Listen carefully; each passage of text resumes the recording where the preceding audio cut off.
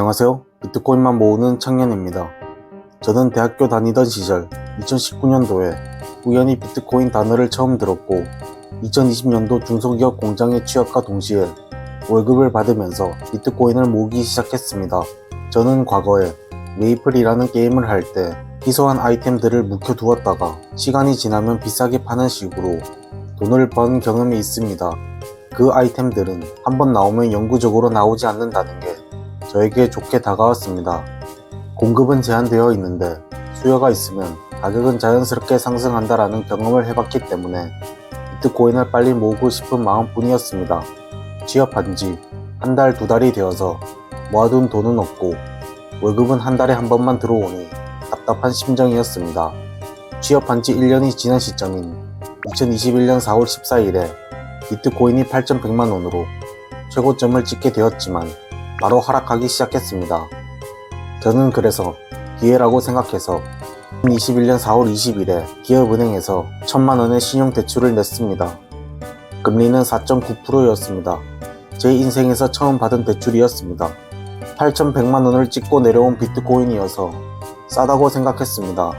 그래서 지체 없이 바로 비트코인 6천 후반대 부근에서 대출을 받고 비트코인을 샀습니다.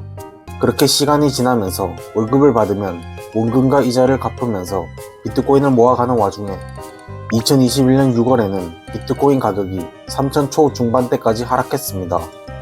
저는 더 떨어질 것 같아서 대출은 안 내고 월급으로만 사고 있었습니다. 3천 중반이 바닥이었고 반등한 비트코인은 2021년 9월 8일에 5천만원 중반대에서 다시 한번 대출을 내게 됩니다. 저는 카카오에서 1,500만원의 신용대출을 냈습니다. 금리는 7.8%였습니다. 그렇게 저는 기업은행에서 1,000만원, 카카오에서 1,500만원의 대출을 내게 됩니다. 그러다 시간이 흘러 2022년도가 다가왔습니다. 아시다시피 2022년도에는 미국의 계속되는 금리 인상과 루나코인 사태, FTX 파산 사태 등 많은 이슈들이 있어서 비트코인 본질 자체는 문제가 없었지만 외부 요인들로 인해서 비트코인 가격이 많이 하락하게 되었습니다. 2022년도 말에는 2천만원 초반까지 하락하기도 했었습니다.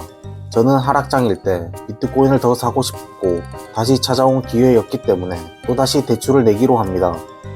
이번에는 2022년 6월 18일에 비트코인이 2,400만원까지 하락했을 시점에 토스에서 2천만원의 신용대출을 받았고 금리는 7.3%였습니다. 저한테 금리는 문제가 되지 않았습니다.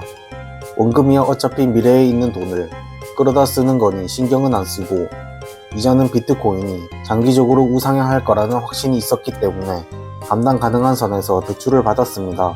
토스에서 대출을 받을 당시에는 사회생활 2년 정도 되다 보니 1년 했을 때 대출보다는 많이 나왔지만 역시 저는 부족한 느낌을 받았습니다. 그렇게 저는 총 3번의 대출을 받았고 기업은행에서 1,000만원, 금리 4.9%, 카카오에서 1,500만원, 금리 7.8%, 토스에서 2천만원, 금리 7.3%를 받았습니다. 이제 더 이상 대출이 나오지 않았습니다. 그렇게 월급을 받으며 원금과 이자를 갚으면서 비트코인도 꾸준히 모아갔습니다. 앞서 얘기했던 대출 3개는 현재 다 갚은 상태입니다. 그렇게 2023년도를 지나 2024년 1월에는 비트코인 현물 ETF 승인 후 3월에 원화 1억 원을 넘어섰습니다. 비트코인이 1억 원을 찍은 후 하락하기 시작했으며 2024년 9월에는 비트코인이 7,200만원까지 하락하고 있던 상태였습니다. 이때 대중들은 비트코인 시즌 종료를 외치기 시작했고 투자 심리는 공포 상태라고 뉴스에 나오게 됩니다. 각종 뉴스에서도 끝났다는 식으로 나왔습니다. 저는 비트코인이 하락하고 남들이 시즌 종료를 외치기 시작하고 각종 뉴스에서 이런 식으로 나올 때는 오히려 기회라고 생각했고 2024년도 9월 4일에 다시 한 번의 신용대출을 냈습니다. 앞서 얘기한 대출 3개는 다 갚은 지 꽤 오랜 시간이 지났기 때문에 또 대출을 낼 수 있게 되었습니다. 저는 2024년 9월 4일에 농협에서 금리 6.2%의 신용대출 7,900만원을 받았고 비트코인 7,600만원대에서 전부 다 샀습니다. 그래서 대출은 총 4번 내었고 3개는 다 갚은 상태이고 1개는 현재 직장을 다니면서 원금과 이자를 함께 갚고 있습니다. 그렇게 총 신용대출을 기업은행 1,000만원, 카카오 1,500만원, 토스 2천만원, 농협 7,900만원이고 총 1억 2,400만원의 대출을 냈습니다. 현재는 7천만원 정도 남은 상태입니다.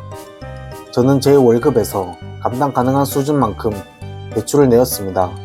최대한 대출을 내고 남은 월급으로 비트코인을 적립식으로 모아가고 있습니다.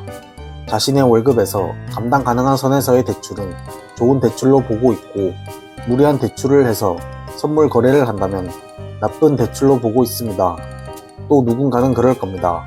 그때 가격이 싸니까 대출을 내서 살 수 있었다고 말입니다.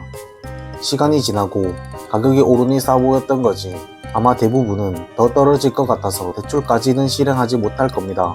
비트코인 하락장 때 대출을 내서 살 수 있는 사람은 웬만한 확신이 없는 이상 그리 많지 않을 겁니다. 저는 비트코인을 단기 수익 순환으로 바라보는 사람들에게 대출은 하면 안 된다고 봅니다.